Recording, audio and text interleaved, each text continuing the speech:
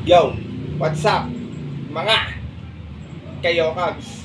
Isang mapagpalang araw po muli sa inyo lahat, bayang karerista, at syempre narito po muli ang inyong lingkod, Master Lekim, at welcome back po muli syempre dito sa ating Master Lekim TV. Bago ko po simulan itong ating video or episode ngayong araw na to mga bayang karerista, make sure dapat nakalike na po tayo at nakasubscribe. Huwag niyo pong kalimutan i-hit yung notification bell or bell icon dyan sa ibaba ng ating video para palagi kayong maging updated sa mga susunod ko pong i-upload na video. At ngayong araw mga bayang karerista, pasada lang muna tayo ng ating konting silip at giya, pero hindi konting silip at giya ito.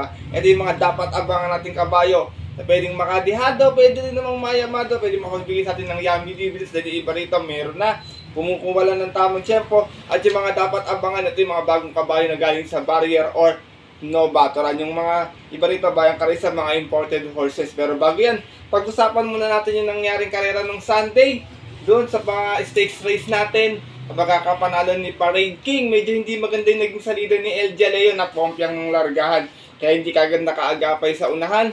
Kaya yun, ang nakinabang ng karera si Parade King kasi medyo maganda na kanyang pwesto.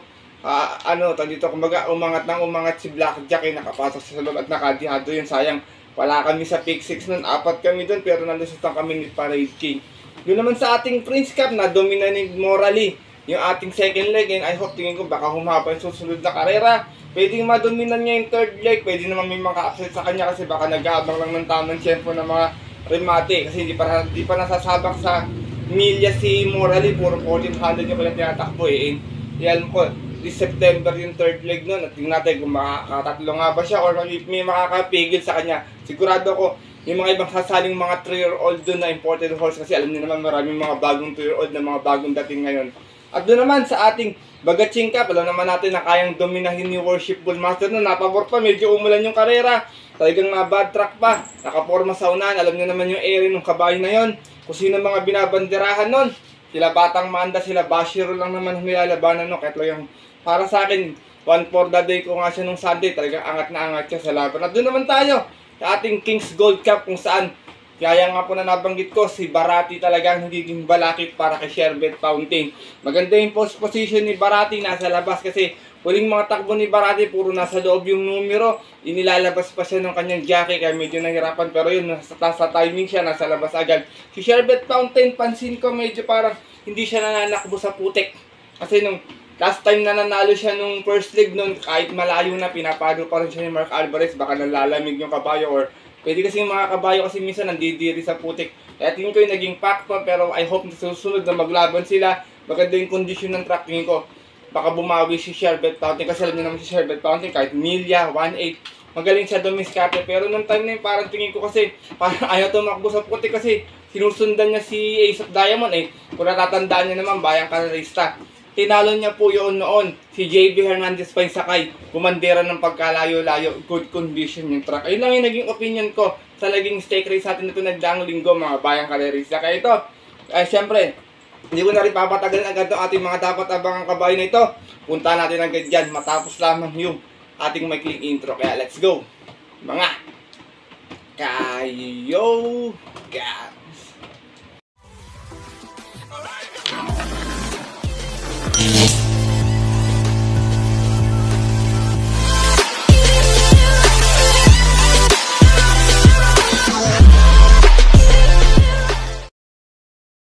At gaya nga po ng nabanggit ko kayo na sa ating intro, bayang karerista, meron tayong mga ilang kabayong ditong nasipat ko na, tingin ko meron na kumukuha lang ng tamang tiyempo or tamang grupo, pwedeng makadihado anytime, pwede rin namang mayamado, pero nasilip na ng gusto.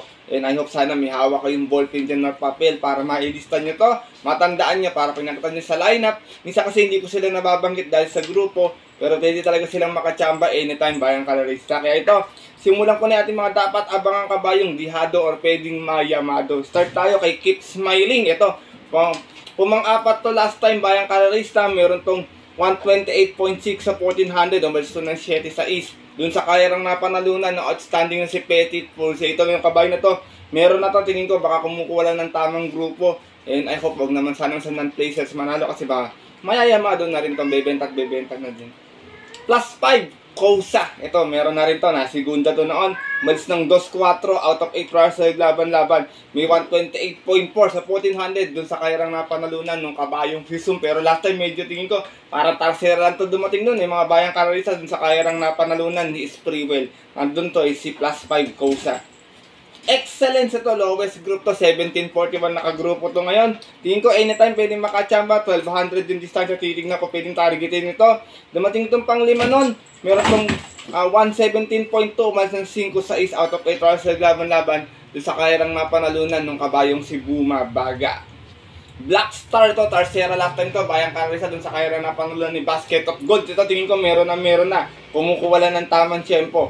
Meron tong 113 plus sa 1200, dumating naman to ng pang-apat na, mas ng 5-6 out of 8 rounds na laban-laban. Doon po sa kahirang napanalunan, nung imported na si Sabawan yan, abangan nyo yung Black Star, pwedeng makadihad yan. Medyo mataas yung grupo niyan, 42-56 yan, alam ko eh.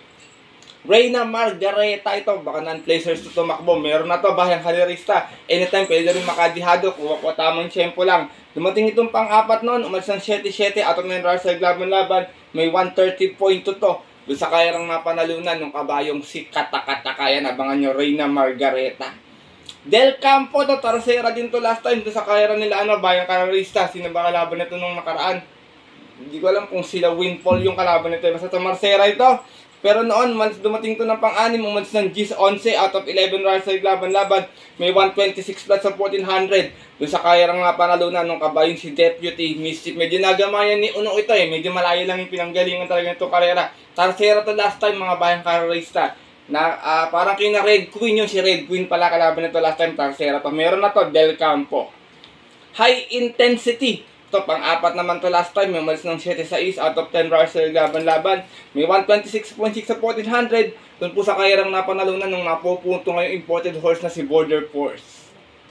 Mr. Brown, ito baka nag-ano lang to eh, nagpapagpag lang to kasi galing to sa pahinga ng mga nakaraan. Pero nasigunda to noon ha, umalis ng 9-9 out of 11 rounds sa laban-laban, may 128.6. Doon po sa kairang napanalunan nung yamadong si Distant Thunder. Lady of Peace, ito medyo matapang sa laban nito. Madalas sa Tarsera, kahit medyo malakas yung grupo, na isusunod, na ireremati na. Last run Tarsera din, may 116 plus sa 1200, umalis ng 3 out of 8 rounds sa laban-laban. Dun sa kairang napanalunan ng kabayong si Maestra. Pero last week, Tarsera din to, dihado, bayang karerista. Huwag niyong kalilimutan sa mga diskarte to, Rota, Lady of Peace, tingin ko anytime pwede rin makadihado.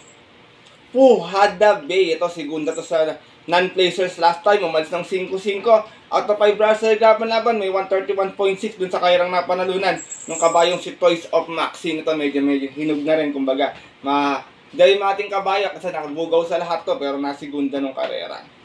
Lapping Tiger, to medyo mahiwaga tong kabayan to, always nasa timbangan to eh. Tingin ko pwedeng anytime makadihado to, bayan kasi minsan darating ng pang-4, Tarsera, pang-5. Pero meron tong 130.8 sa 1400, dumating itong pang-6, umalis ng 7-4 out of 10 rounds sa laban-laban. Doon po sa kairang napanalunan nung yamadong si Color Blast. Abangan nyo yan, Lapping Tiger. Super Daily din, ito Tarsera to sa 3-year-old placers last time. Umalis to ng 2-2 out of 8 rounds sa laban-laban. May 128.6 doon po sa kairang napanalunan ng heavy favorite na si Blue Mine Theory. Yan, meron na yan. Super Daily din. Abangan nyo na rin yan. Ganon din to. Ito baka nagpagpag lang last time. Numero 8 to eh. Hell Guy noon. Nasigunda. Bayang kararista. May umalis ng 5-3 out of 8 rounds sa laban-laban. May 128.8 dun sa kairang napanalunan nung medyo napupunto ngayong kabayong si Arthur's Team. Ito, abangan nyo to. Hell Guy. Madalas to nakakalong shot to. Kahit 1200 yung distansya, nakakaporma to.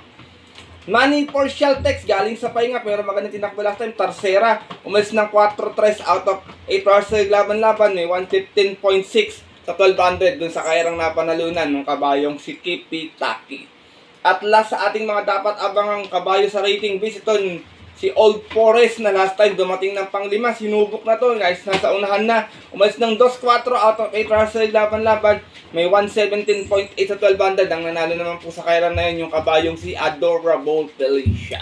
At yun mga bayang karerista, yung mga dapat nating abangang kabayo sa rating base handicap system. Pwede makachamba ng dihado, pwede naman bumenta or mayamadong bigla. At lipat naman tayo sa mga barrier at nabaturan pa mga imported horse. Yung iba rito, bayang karerista, medyo hindi pa tumatakbo to sa ngayon. Baka district tumakbo.